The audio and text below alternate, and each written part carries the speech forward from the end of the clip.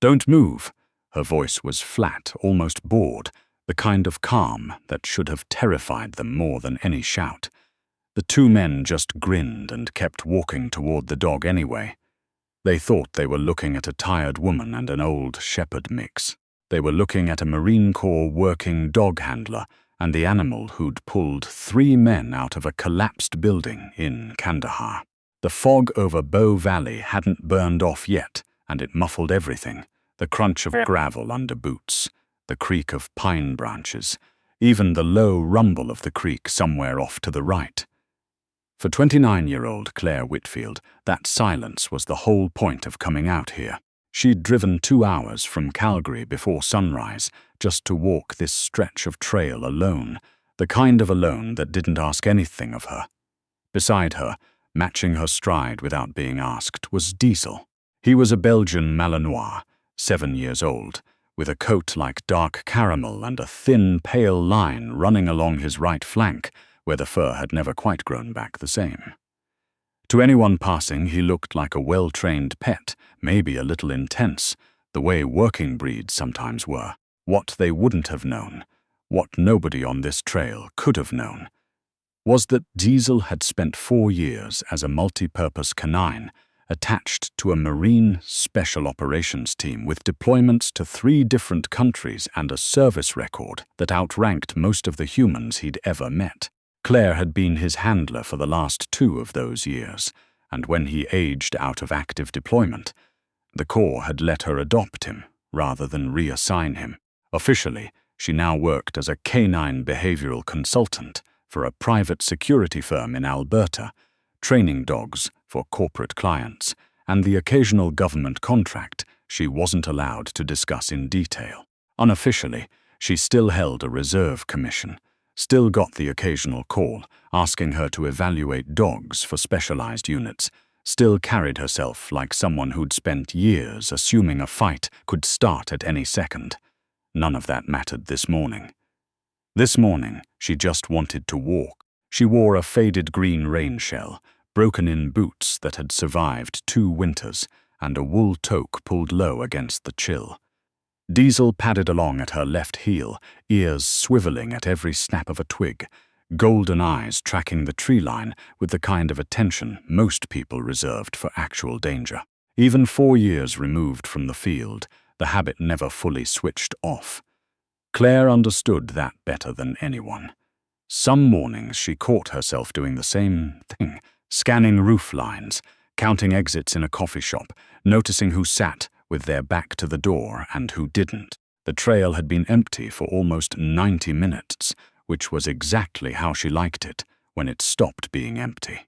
They came around a bend where the path narrowed between 2 granite outcrops, and there it was, an old pickup truck, rust eating through the wheel wells, parked sideways across the trail so there was no way around it without bushwhacking through dense brush.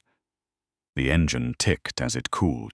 3 men were standing near the tailgate, and they didn't look like they'd hiked in from anywhere. Their boots were too clean, their jackets too heavy for the mild morning, and there was a tension in how they stood. Shoulders forward, weight on the balls of their feet. That had nothing to do with enjoying nature.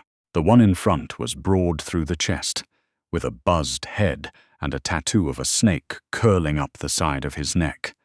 He had the look of someone who'd spent a lot of time being the biggest guy in the room and never once had to question what that meant. His name, though Claire wouldn't learn it for another 20 minutes, was Travis Doucette, and he ran a chop shop 2 towns over that the RCMP had been trying to build a case against for the better part of a year. The other 2 flanked him at angles that weren't accidental, one heavier set with a patchy beard, the other younger, wiry, with nervous hands that kept finding his pockets and leaving them again. None of them said anything for a long moment. They just looked at her and then at Diesel, and something in their expressions shifted from boredom to interest. "Well, look at this," Travis said, pushing off the tailgate. "Didn't think anyone came up this far." Claire didn't answer right away. She did what she'd been trained to do a long time before she ever learned to read a room socially. She assessed. 3 men, No visible firearms, but jackets bulky enough to hide a sidearm, or worse. A vehicle blocking the only easy route back, and a stretch of trail behind her that ran another 4 kilometers before it connected with anything resembling civilization. Her phone had 1 bar of signal at best out here, and that was on a good day. "Just passing through," she said evenly. "If you could move the truck, I'll be on my way." The bearded one laughed, a short, ugly sound. "Move the truck. Hear that, Travis? She wants us to move the truck." "We will," Travis said, taking a step closer, eyes drifting down to Diesel, who had gone very still beside her. "Soon as you tell us what you're really doing out here, quiet trail like this, all by yourself, that's not normal." "Hiking is what I'm doing," Claire said. "It's a hobby. Some people do it on weekends. With a dog like that?" The younger one finally spoke, his voice cracking slightly with nerves he was trying hard to hide. "That ain't no pet. Look at the way he's standing." Claire felt something cold settle in her chest, the particular kind of clarity that used to come right before things got loud overseas. The kid wasn't wrong. Diesel had shifted his weight forward, ears pinned slightly back, body angled to put himself a half step ahead of Claire without breaking the heel position. He hadn't growled. He hadn't needed to. 7 years of training had taught him that the growl was a warning you gave when you still had room to negotiate, and some part of his handler-trained brain had already decided this situation didn't have much room left in it. "He's well behaved," Claire said. "He won't be a problem unless you make him one." Travis smiled, and it wasn't a pleasant thing to watch. "Funny. We were just talking about needing a dog like that. Buddy of ours runs a kennel down south, pays good money for working breeds, Malinois especially. You'd be surprised what people pay." The pieces clicked into place faster than Claire wanted them to. This wasn't an accidental confrontation. This wasn't 3 bored men deciding to mess with a hiker for the thrill of it. This was a setup, possibly one that had been waiting for the right target to walk this stretch of trail at the right hour, and Diesel, retired military working dog, breed papers worth thousands on a black market that dealt in exactly this kind of theft, had just become the entire reason they were here. "He's not for sale," Claire said, "and he's not yours to take. Wasn't asking permission, sweetheart?" Travis's hand drifted toward his jacket, and the bearded one took a step to the side, flanking, the kind of move that only made sense if you'd done it before. "Just hold him still and this goes easy. We don't want trouble with you. We want the dog." "Last warning," Claire said, and her voice had dropped into something flatter, colder, a register she hadn't used in over a year. "Walk away. Right now. This is the only time I'm going to say it." The bearded man laughed again, reaching toward his own jacket, and the younger one took a step toward Diesel with both hands out like he was about to grab a leash that wasn't there. That was the mistake. Not the threats, not the truck blocking the trail, not even the casual cruelty in how easily they talked about selling a decorated combat veteran like a piece of equipment. The mistake was reaching for him. What happened next took less than 4 seconds, though it would replay in slow motion in 3 different memories for years afterward. Claire's hand moved in a small, almost lazy gesture, 2 fingers extended downward. A command so subtle most people would have missed it entirely. Diesel didn't growl, didn't bark, didn't give any of the warning signs civilians expected from an aggressive dog. He simply moved, low and fast, closing the 4 feet of distance between himself and the younger man before the kid's hands had even finished reaching.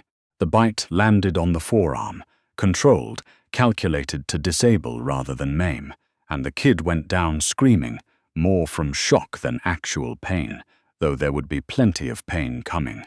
Travis lunged for Claire at the same moment, his hand finally clearing his jacket with a tire iron instead of the firearm she'd half expected, swinging it in a wide arc meant to put her on the ground before she could react. She didn't go to the ground. Whatever Travis thought he knew about the woman standing in front of him, it hadn't included 4 years of close-quarters combat instruction, 2 combat deployments, as an embedded canine handler attached to units that didn't officially exist on paper, and a body that had been trained to treat incoming weapons as problems to be solved rather than threats to be feared. She stepped inside the arc of the swing instead of away from it, closing the distance, redirecting his wrist with both hands, and turning the momentum of his own swing against his shoulder. The tire iron clattered onto the rocks. Travis's arm bent at an angle joints weren't built for, and he went down hard, the air leaving his lungs in a single ragged grunt. The bearded man hesitated, just for a half-second, watching his two companions on the ground, watching the dog now standing over the younger one with teeth bared in a silence more menacing than any bark, watching the woman who'd just dropped Travis without breaking a sweat turn calmly toward him next. Smarter men would run, Claire said. He wasn't a smarter man. He came at her with a closed fist, telegraphing the punch by a full second, and Claire simply wasn't there when it landed, pivoting and driving an elbow into his ribs with enough force to crack at least one of them. He folded sideways into the dirt, wheezing, and didn't get back up. The whole thing had taken less time than it would take to read about it. Claire stood in the sudden quiet, breathing controlled, hands steady, the adrenaline running through her system the way it always had. Not as panic, but as clarity, the world sharpening at the edges instead of blurring. Diesel released the younger man's arm on command and returned to her side, sitting without being told, watching the three groaning bodies with the kind of patient vigilance that suggested he'd happily resume if any of them so much as twitched wrong. It was Travis, cradling his ruined shoulder, who finally looked up at her with something between fury and dawning horror. "What the hell are you?" Claire crouched slightly, meeting his eyes. "Someone who told you to walk away." She pulled her phone out, the one bar of signal enough to send a text to a number she still had saved from a life she wasn't supposed to be living anymore. Then she sat down on a nearby rock, completely unhurried, and waited. It took the RCMP 40 minutes to arrive, accompanied, much to the confusion of the responding constables, by 2 unmarked vehicles and 4 people who flashed credentials nobody local recognized. One of them, a sharp-eyed woman introducing herself only as Inspector Doiron, spent a long, quiet moment looking at Diesel before looking at Claire. "You're the handler from the Kandahar incident," Doiron said. It wasn't a question. "I was," Claire said. "Retired now. Mostly, Doiron repeated, almost amused, before her expression sharpened back into business. "We've had this trio on a watch list for 8 months. Stolen vehicles, breeding fraud, and we suspect they're connected to a larger ring moving stolen working dogs across the border, military washouts, ex-police canines, anything with papers and training that'll fetch a price overseas. We never had enough to move on them." She glanced at the 3 men now sitting handcuffed against their own truck, one still clutching his arm, one still wheezing through cracked ribs. "Looks like you did our job for us." Claire looked down at Diesel, who leaned his weight against her leg, unbothered, as if the last hour had been nothing more than an inconvenient interruption to a perfectly good walk. He did most of it. Doiron crouched to Diesel's level, careful, respectful. The way someone behaves around an animal they understand is owed more deference than most humans in the conversation. Multi-Purpose Canine, 4 years active. 3 combat deployments, 1 Purple Heart equivalent if dogs got those. Claire scratched behind his ear, and Diesel's tail thumped once against the gravel. He's earned more quiet mornings than this one turned out to be.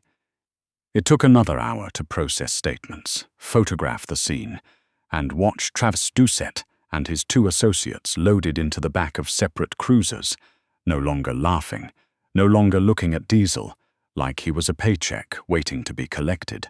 The younger one, nursing a bandaged forearm, kept glancing back at the dog with an expression that suggested he'd be having nightmares about golden eyes for a long time. Before they left, Inspector Doiron handed Claire a card. "We're going to need you to come in, give a full statement, and honestly—" She paused, looking between the woman and the dog with something like genuine respect. If you're ever interested in consulting on the smuggling case, we could use someone who actually understands what these dogs are worth. Not the dollar amount, the real value. Claire took the card and slid it into her jacket pocket without committing to anything. I'll think about it. The trail was quiet again by the time they walked the rest of it, the fog finally starting to lift off the ridgeline, sunlight breaking through in thin gold threads between the firs. Diesel walked at her heel the way he always did, calm now, the tension gone from his shoulders, just a dog enjoying a Tuesday morning in the mountains. Claire thought about Doiron's offer the whole way back to the trailhead, turning it over the way she turned over most decisions. Slowly, carefully, weighing the quiet life she'd built against the part of her that had never quite stopped being useful in rooms full of danger.